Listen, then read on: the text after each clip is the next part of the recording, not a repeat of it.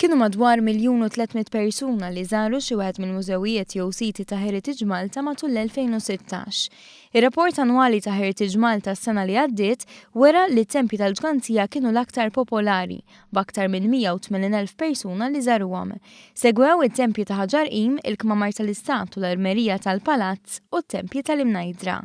Forti Sant'Angelo inawgurat f'Novembru tas-sena l-oħra ukoll kien fost l-aktar siti li ġibdu viżitaturi leħ fejn f'xarejn biss rifsu l-adba tiegħu 15,000 persuna. Bilan li tkun xprunata l-għożda l-istorja fost ċkejknin, is-sena l-oħra kienu organizzati numru ta' inizjattivi li waslu biex mal-50,000 tifel u tifla żaru l-Mużew Nazzjonali tal-Gwerra.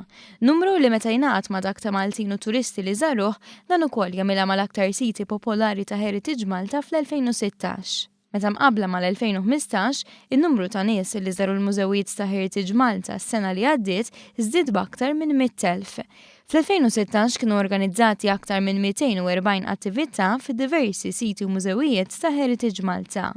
Ħafna minnhom fakru l-450 anniversarju tal-Belt Valletta. Għal aktar tarif dwar il-mużewijiet u siti ta' Heritage Malta kif ukoll avvenimenti organizzati mill-istess aġenzija jista' jinkiseb mill-website www.heritagemalta.org jew mill-paġna uffiċjali fuq Facebook.